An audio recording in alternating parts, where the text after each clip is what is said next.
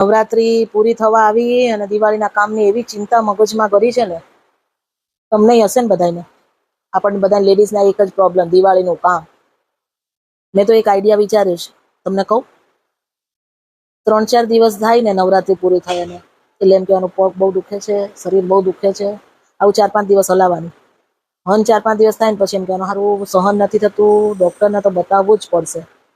પછી એમ કહેવાનું પણ મને છે ને ડૉક્ટરને બતાવવા જવામાં એમ થાય છે ખોટા ખર્ચા કરવા, મને મારા ઉપર ખર્ચો કરવો જરાય ગમે જ નહીં.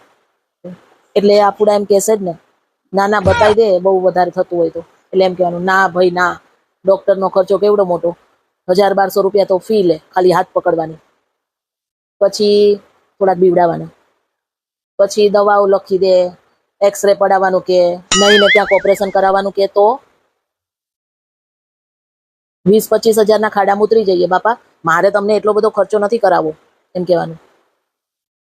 તો શું કરશું એમ પૂછે ને, એટલે તરત ફટ દઈને કહી દેવાનું કે જો 20-25 હજારનો ખર્ચો કરવો એના બદલે મને એમ થાય છે, આ તો મારો વિચાર છો, તમને ગમે ના ગમે તો મને એમ થાય છે કે હું અઠવાડિયું 10 દિવસ આરામ કરી લઉં અને દિવાળીનું કામ માટે છે ને એક બેનને રાખી દઉં, અને એ તો 2 કે 3 હજાર લેશે, બરોબર. તો ઓલા 20-25 હજાર ખર્ચવા એના કરતા 2-3 હજાર તમને જો મગજમાં ઉતરે તો આમ હા પાડી દે. હા એમ જ કરતો, તાર તું અઠવાડિયું 10 દિવસ આરામ કરી લે, તાર જવું હોય તાર મમ્મીને ઘરે જઈ આવ, એમ કહેશે.